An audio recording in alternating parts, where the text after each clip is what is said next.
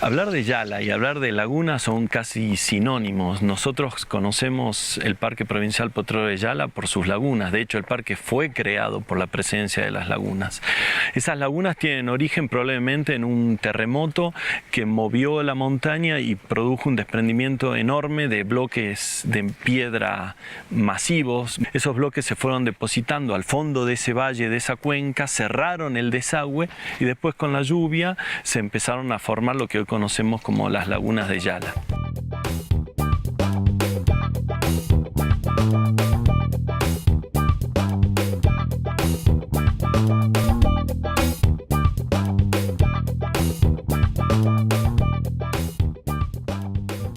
Las lagunas de Yala comprenden un complejo sistema de lagunas andinas, lagunas de altura, localizadas en esta región de los Andes centrales, que los geólogos denominamos este sector de los Andes Cordillera Oriental.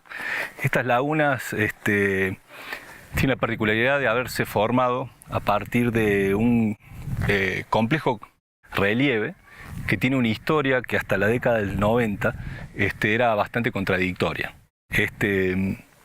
Porque hasta esa década los geólogos que estudiaron esta región, algunos naturalistas, planteaban que se habían formado a partir de el desarrollo de un ambiente glaciar. Es decir, que en este contexto se habían emplazado grandes cuerpos de hielo y a partir del registro sedimentario de esos cuerpos de hielo se habían formado este relieve que entrampó el agua que formó parte de las lagunas. Y recién en la década del 90 unos geólogos estudiaron de detalle todas estas estructuras y infirieron que no era un ambiente de formación típico glaciero, sino por el contrario, se habrían formado a partir de una gran avalancha de rocas. Si ustedes pueden ver acá en la zona noroeste, se puede ver una cicatriz de despegue que le decimos los geólogos, a partir de la cual se habría producido un gran deslizamiento de roca, de una dimensión descomunal, para ponerle un adjetivo. Estamos hablando de una masa de roca de aproximadamente 600, o sea, un poco más de medio kilómetro de altura, que se habría desprendido y habría deslizado por este contexto más de 6 kilómetros, deteniéndose en este sector y dando este contexto de formación de este relieve irregular donde se desarrollaron las lagunas.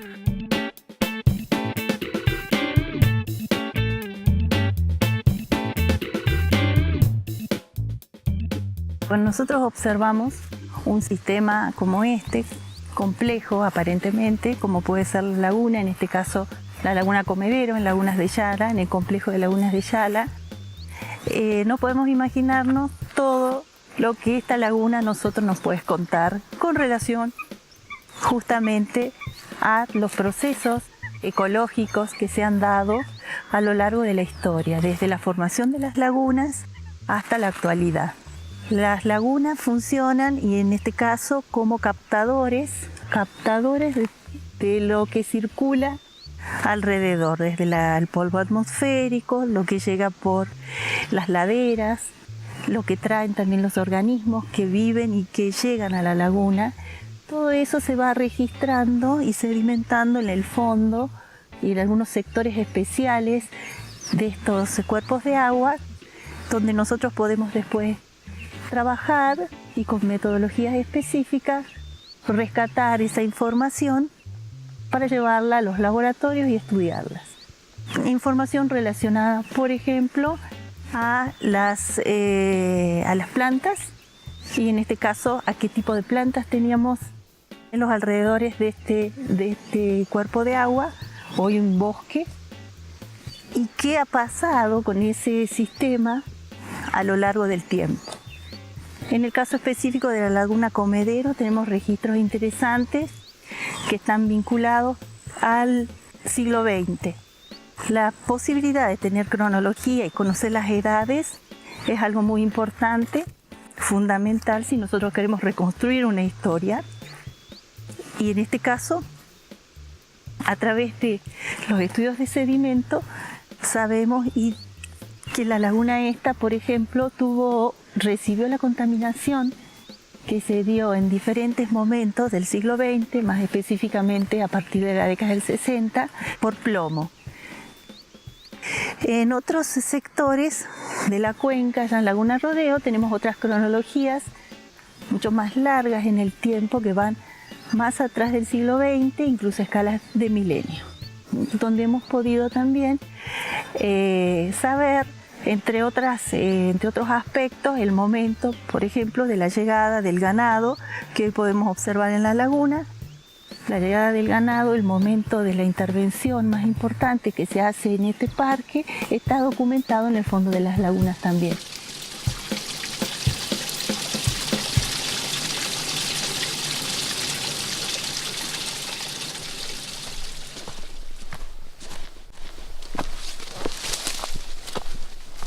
Cuando se piensa el parque en términos de biodiversidad, surge la pregunta de cómo en un área tan pequeña se pueden encontrar tantas especies juntas. Varios factores corresponden a que esto sea así. Por ejemplo, la ubicación del parque en el límite oeste de las Yungas, en el territorio jujeño, o la proximidad con la quebrada, o una ecorregión con la que el parque comparte especies. La variabilidad altitudinal. La portada del parque se encuentra a 1.700 metros de altitud, las lagunas a 2.000 metros, lo que las convierte en lagunas de altura, y las partes más altas superan los 4.000 metros sobre el nivel del mar. Este gradiente altitudinal genera una variabilidad en las comunidades vegetales, los pisos altitudinales de las yungas. El parque protege el bosque montano, la selva montana y los pastizales de altura.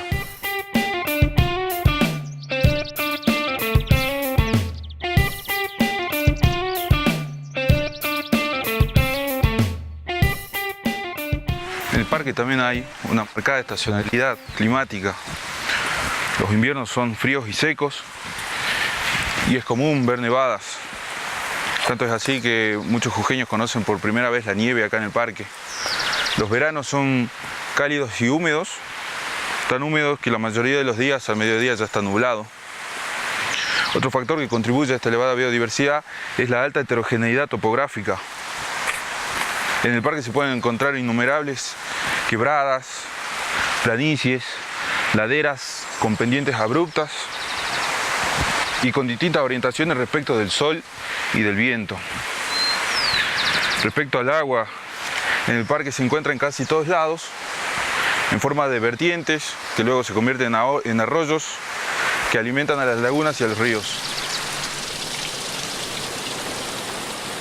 Una particularidad del noroeste de Argentina es que llueve en verano. A partir de los meses de abril, mayo hasta noviembre deja de llover. Sin embargo, los ríos traen agua todo el año y nosotros tenemos provisión de agua en nuestras casas todo el año. Eso es gracias al efecto retardador de las lluvias que tiene la vegetación en general y las yungas en particular. Imaginemos como una gran esponja espapándose y cargándose de agua todo el verano, cargando el suelo de agua y después liberándolo lentamente.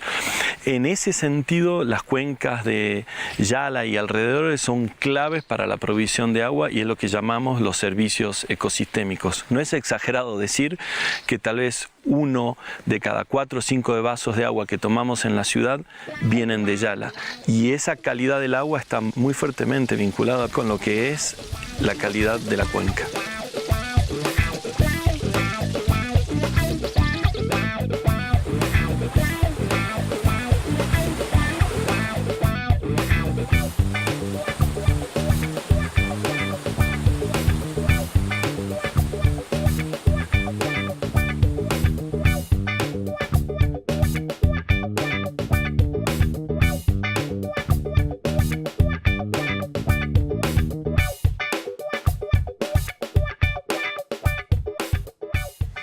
que hoy conocemos como el Parque Provincial Potrero de Yala estuvo poblado por personas desde hace siglos. En un primer momento, aquí se sabe que hay vestigios de pueblos originarios que fueron estudiados por distintos investigadores de la Universidad Nacional de Jujuy. Con posterioridad, sabemos que en la época de la colonia, toda esta área era usada para alimentar el ganado en su camino hacia las minas de Potosí. Es de ahí que también le viene a esta zona el nombre de Potrero, porque así era identificado. Con esa finalidad se construyó una pequeña casa en el camino que hoy tenemos, por el cual podemos acceder a las lagunas, donde en realidad los troperos se detenían a descansar y a reponerse para luego continuar su camino.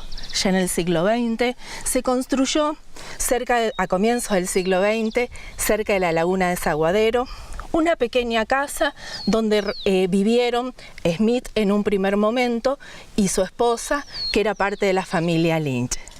Esa casa tenía para la época grandes comodidades y era una zona sumamente visitada por todos los miembros de esta familia. Incluso cuentan que aquí construyeron una cancha de polo. Desde comienzos del 20 y a lo largo de todo ese periodo hasta el presente, los distintos pobladores de esta región, que tienen mucha antigüedad en la región, suelen encontrarse en construcciones como esta, conocida como el Corral Redondo, donde año a año realizan sus marcadas, señaladas, y donde se conjugan una serie de costumbres que vienen tanto de la cultura criolla o gaucha como de las costumbres andinas, como el ritual de la Pachamama, y también cultos populares y propios de la religión católica. Es así que acá en Yala tenemos una gran profundidad histórica de poblamiento, pero también un gran abanico de costumbres y culturas que nos invitan todo el tiempo a aprender y a compartir.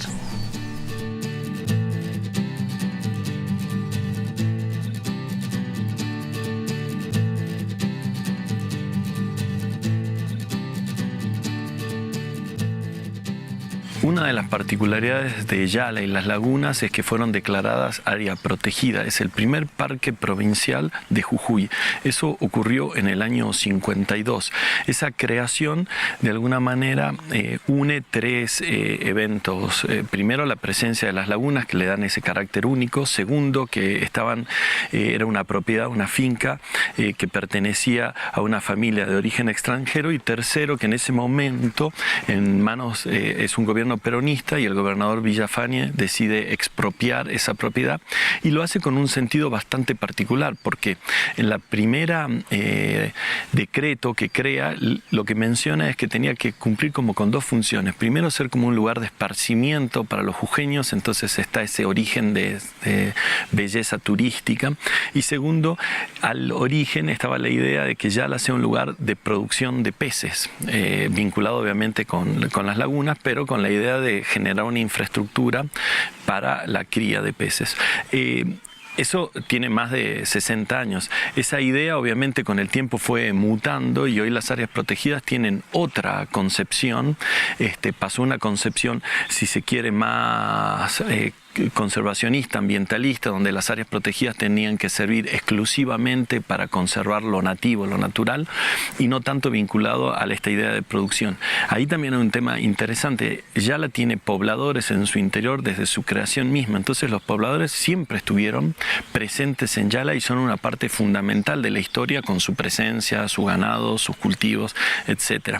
Eso fue muy cuestionado durante una época y ahora estamos ante un nuevo paradigma de las áreas protegidas, donde pensamos que vincular esa presencia humana con los valores naturales es una cosa interesante, y en particular Yala, esa interacción que lleva siglos desde la llegada de los españoles y el ganado, y probablemente antes con presencia de comunidades aborígenes, le dan un carácter particular, y hoy estamos ante un nuevo concepto de pensar Yala en la preservación de esa interacción.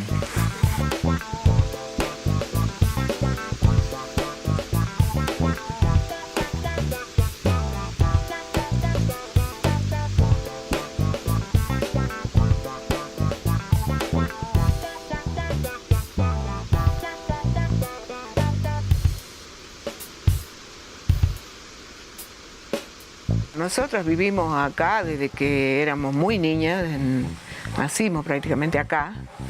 Y bueno, como todo habitante de un lugar en el que nace, ama su lugar, y nosotros acá nos sentimos bien, contenida por el paisaje, por la gente, por las costumbres, y bien.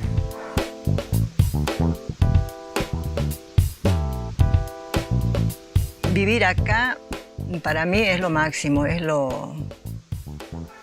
como decíamos, mi lugar en el mundo. Rememorar aquellos tiempos que pareciera que uno vive un presente, pero está muy aferrado al pasado, porque allí en el pasado estuvieron nuestros padres, papá, mamá, como criadores criadores de hacienda, con sus ovejas, con las vacas, la mamá con las ovejas y papá con las vacas. Papá era una persona, él fue el que llegó primero a las lagunas de Yala. Llegó muy joven, a los 19 años, buscando hacienda que se les había perdido. Ellos son originarios del Chañi, pero tenían mucha hacienda y bueno, se vinieron a buscarla acá a las lagunas de Yala. Y allí encuentran a los que eran dueños de las lagunas de Yala, a don Smith, y estaban construyendo la vivienda, haciendo los caminos, y bueno, él vino a trabajar allí, volvió para trabajar y se quedó para siempre. Fue el hombre de confianza, puesto que al fallecer don Smith y vender las tierras, lo deja a él en su vivienda. Entonces yo nací ahí, bajo el cobijo de una casa hecha por ingleses, ¿no? Y con todo el paisaje que ellos dejaron, con lo poco que nos dejaron, porque se llevaron la parte de muebles, se llevaron, pero quedaron los cuadros, quedó la reina Victoria, que me dijo el nombre. Sí, sí, a veces parece simplemente una anécdota, ¿no? Pero yo me colgué de eso, que estaba el cuadro de la reina Victoria y el príncipe Alberto, y bueno, y yo me llamo Reina Victoria.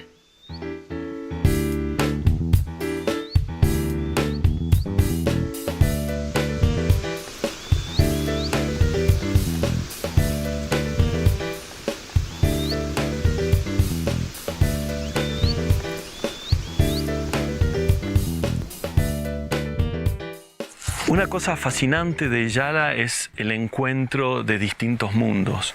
Ese encuentro de distintos mundos está reflejado, por ejemplo, en el presente, en su vegetación. Yala tiene lo que llamamos vegetación nativa, los bosques nativos, los arbustos. Nativo significa propio del lugar, que llegaron naturalmente. Y también tenemos en Yala lo que llegó de la mano del ser humano. Y principalmente con la conquista española. Algunas de las cosas más características hoy de Yala no son originarias de Yala. Podemos hablar de los pinos que vemos en las laderas del cerro. Esos pinos fueron plantados. Podemos hablar de la digitalis, por ejemplo, una planta que asociamos con Yala, pero que en realidad es una exótica. Fue traída por el hombre y por la mujer para generar una droga que es un regulador del ritmo cardíaco y después se asilvestró. Estoy pisando algo que es típico de Yala y no lo es. De alguna manera es bosta de ganado. Yala está lleno de vacas. Eso también llegó con la conquista española. Es nuevo en este territorio. Nuevo en términos relativos. Lleva 500 años, pero han transformado totalmente el paisaje. Y ahí es a lo que me refería a los encuentros. Yala alberga dos mundos que conviven con cosas positivas y con sus conflictos.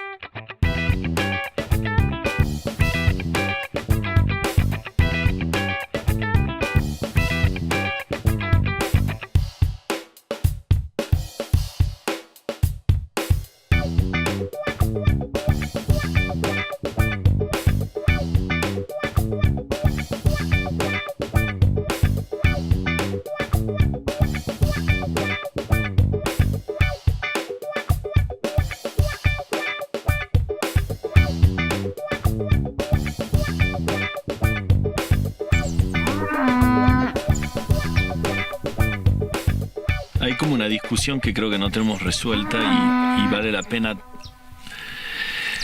invertir tiempo en seguir pensándolo y sumar obviamente otra gente para que se sume a esa reflexión y discusión. Es ¿para quién es Yala?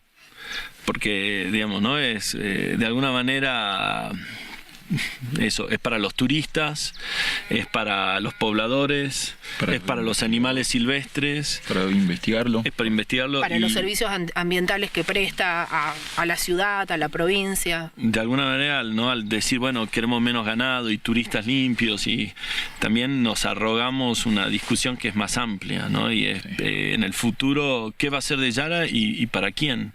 Parece que las decisiones que se tomen en las próximas décadas van a ser trascendentes para Yala, van a durar. La influencia de esas decisiones va a tener impacto en los próximos siglos, me parece. Hay que pensar en sostener en el tiempo, primero en pensar acciones dialogadas, consensuadas, discutidas, y después que se puedan sostener en el tiempo con acompañamiento, con... Y en ese sentido, para que se pueda sostener en el tiempo, hace falta información actualizada. Sí, es cierto. Quizás cuando uno comienza, cuando toma una decisión, lo hace en base a una información disponible en ese momento. Y entonces deberíamos tratar de, para que esa decisión no sea estática, sino que sea acorde a los cambios que nosotros también estamos haciendo en el parque, o el cambio que se puede generar al disminuir la carga ganadera. Tomar decisiones implica, por un lado, tener esa fotografía, pero para ver resultados necesitamos la película, ¿no? Necesitamos la sumatoria de conocer un territorio, su gente, sus necesidades por largo tiempo. Y en ese sentido también todos tenemos que estar muy alertas de esas decisiones, porque hay decisiones de muy corto plazo, o decisiones como el camino, son decisiones que impactan con mucha más fuerza en el mediano y largo plazo. Entonces las decisiones deben ser pensadas cuidadosamente, porque inclusive esa tapita de gaseosa que yo tiro hoy, quizás dentro de 100 años nuestros nietos o bisnietos van a venir y la van a encontrar, esa que estuvo hoy. Entonces, desde las pequeñas acciones hasta las grandes que modifican, o sea, cómo las personas también con nuestras decisiones podemos hacer grandes aportes, generar grandes beneficios, o también generar grandes desastres. Incluso en ese sentido, tal vez en 100 años, eso que yo decía, ¿cómo será todo esto? Tal vez en 100 años el concepto de parque sea ridículo y haya un manejo a nivel de paisaje o de cuenca, claro, que sea una visión superadora, mucho más integrado como partes. Sí, en ese sentido, lo central me parece superar esa disociación, que bueno, que el trabajo en el parque es un buen ejemplo, esa disociación entre lo social y lo ambiental. Lo social y lo ambiental son una sola cosa. Lo ambiental implica a los hombres y las mujeres, implica a los animales, implica... Y entonces empezar por ahí, digamos, de superar esas cosas que en realidad han limitado nuestras visiones y no nos han ayudado. Quizás ahí empecemos a encontrar, o sea, cuestionarnos esas cosas que parecían certezas, como la idea de reservorios de naturaleza, y pensarlo más como cambio continuo, pero con decisiones, con acciones. Con acciones. Uh-huh. Me estoy congelando, ya deberíamos ir, ¿no? Es una buena idea. Sí.